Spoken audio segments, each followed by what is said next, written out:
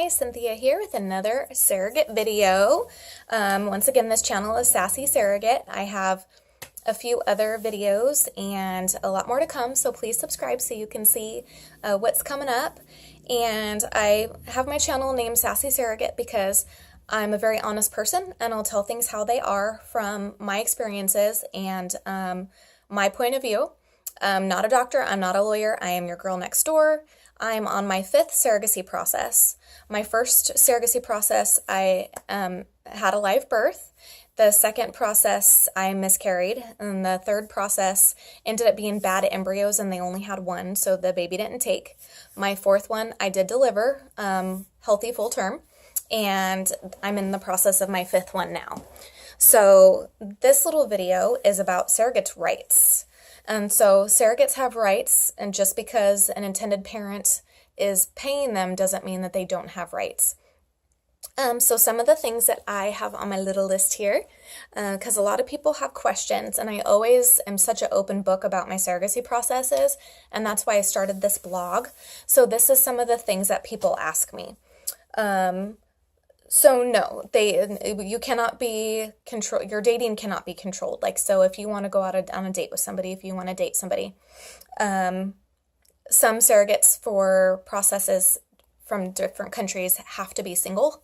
So some countries say if you're going to go to America for surrogacy, your surrogate has to be single. They cannot be married.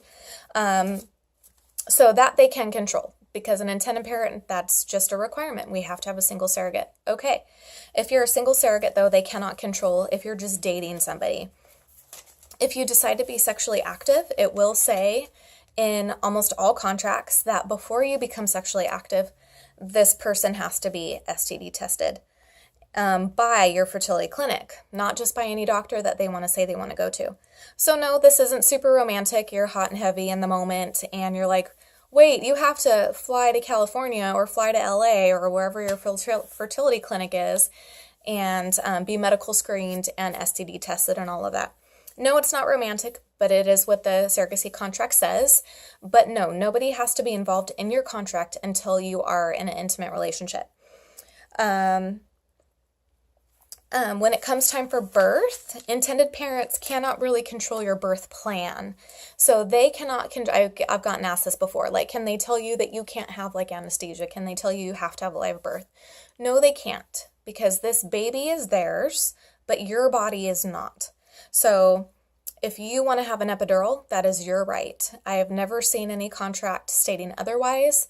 Once again, I'm not a lawyer. This is from my 5 contracts that I've seen. I haven't had an intended parent so far try to control that, and so that's not an experience that I've had, but I have been asked that question before. So no, they cannot control your pain medication at the time of delivery. They can't control like the position that you're in or any sort of medication that you get, epidural versus natural. They can't control that. You can discuss it together if that's your choice, but it's the surrogate's body until the baby pops out, and we're allowed pain meds. Thank the gods. Okay. One thing they can control, though, is you do have to, according to my 5 contracts, you do have to give birth in a legit hospital. You can't just get a doula or a midwife to come to your house and, have a birth in a blow-up pool or anything like that. That's great for moms that want to do that with their own babies, but there's too many complications that can arise from surrogacy. For having, delivering that baby, and those parents want to make sure that you are in a hospital ready for doctors to take care of that baby if anything goes wrong. So they cannot control your medications and everything like that, but they can control you having to give birth in a hospital, and who can blame them? Totally valid. Also, when it comes to the birth plan or the giving birth, pumping for breast milk is optional. So a surrogate does not have to do it. I haven't done it, and I actually haven't been asked to do it because a lot of international couples and other couples know they're not going to be able to get your breast milk for forever. So a lot of doctors will even say there's nothing really wrong with formula. And if it's something that you discuss with your intended parents, if your intended parents want you to pump, if you want to pump, totally your choice. But also too, There is nothing wrong with a baby getting formula if that's what the intended parent wants them to do. So, like I said, my first baby, they had to take him back to Spain. So it's not like they can have my breast milk while they're in Spain. So they might as well have gotten the baby used to formula before they took him home. Also, too, I actually had a doctor recommend to me, if it's not my baby, don't pump. There's a lot of infections that can come from pumping, mastitis, other painful things while you're swelling and engorging. So and also too, while you're pumping, it's also still kind of creating a hormonal connection, which as a surrogate, after you give birth to that baby, it's better to kind of cut that when you can. Yes, you can love that baby for forever long, but the mental and physical connection, it would be better for you to heal from as soon as you can.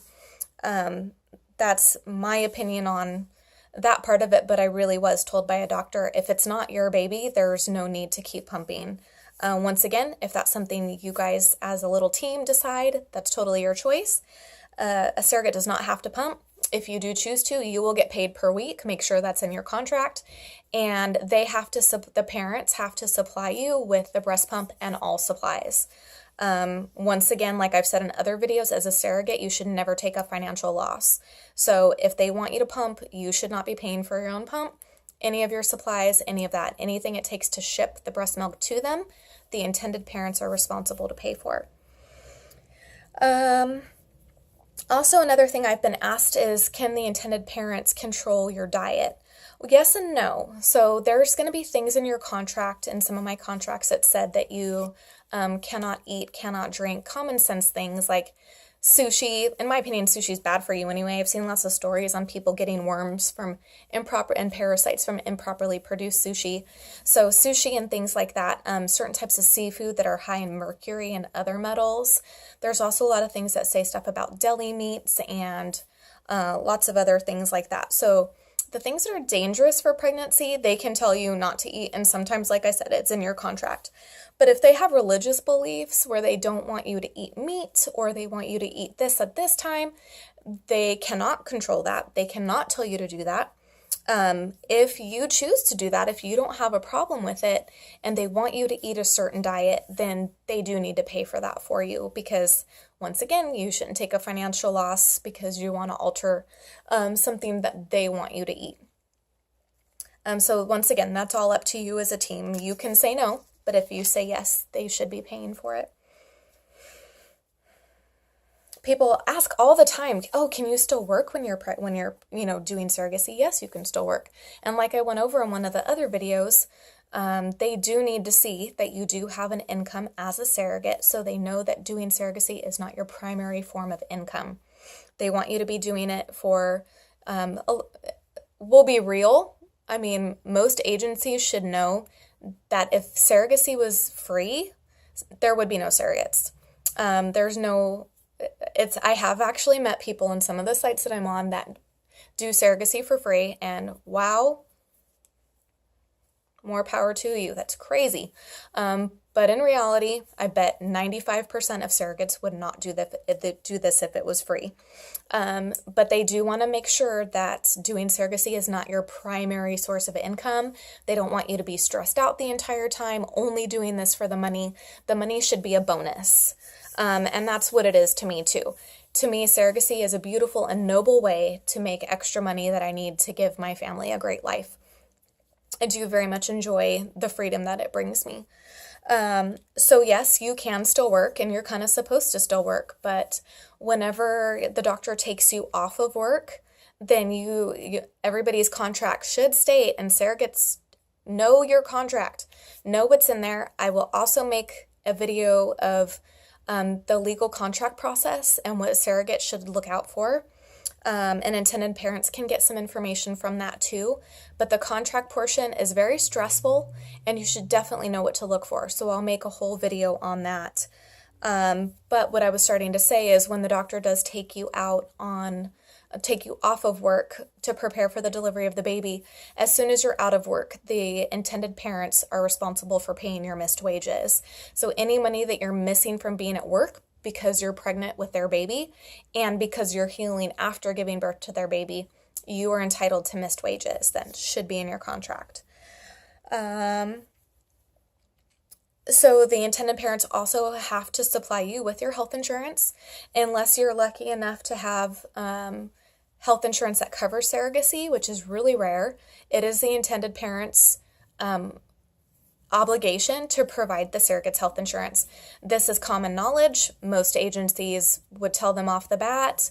If a family thinks that they can't afford to provide health insurance, then they'll have a stipulation on their search for a surrogate that they have to find a surrogate whose health insurance covers it. Kind of like we mentioned before, some countries have to have a single surrogate.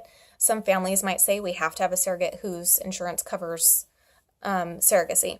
So really, really look into that if that's your preference, because it's not just regular pregnancy. Yes, health insurance covers pregnancy, but if they ever find out that it's surrogacy, they could send you some big fat bills because it's not covered by insurance. They also, intended parents are responsible for providing life insurance, like I mentioned before. Contracts will often state for health insurance and life insurance, it needs to be provided till at least 3 months after the birth of the baby, just to cover any possible infections, side effects, everything like that.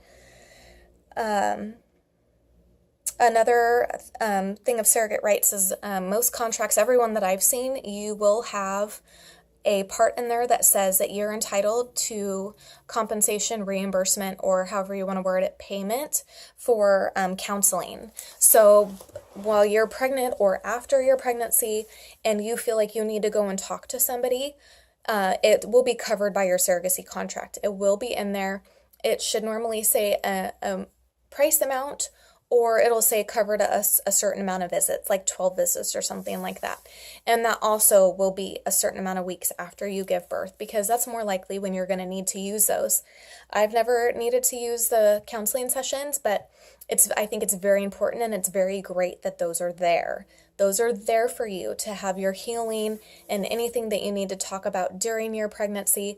After, you can't always anticipate how hormones are going to make you feel. So if you need counseling, it is your right to have that paid for. So don't look down on that. You don't even have to tell nobody. Make it your own little secret. Go and get your counseling. You don't have to tell your friends or family, your boyfriend, your dog, your cat. You don't have to tell anybody. Go and get the help that you need, and just give the receipts to your agent, and they'll make sure that you get reimbursed for those. So those are kind of everything I have on my little list here for surrogate rights. There'll be a lot more rights and information when I do the legal contract video like I was talking about. I am a stickler on my contract. I've had some lawyers for intended parents try to screw me in parts of the contract after in certain situations. And so now I'm like very, very nitpicky. It is totally okay to be completely picky about parts of your contract. You need to make sure it is clear to all parties. You can change things in there. And I won't waste your time here. I'll go over that in another video. So once again, this one was just about some of the surrogates' rights and some things that I'm asked. If you have any other questions, please put them in the comments, and please subscribe so you can keep seeing my videos. And I love all the really nice comments that people have been leaving. I was very nervous to do this blog because I don't really like to be looked at or the center of attention or anything like that, but I really want to help people and really want to share the information that I have. So thanks for watching, and I hope you guys all have a great day.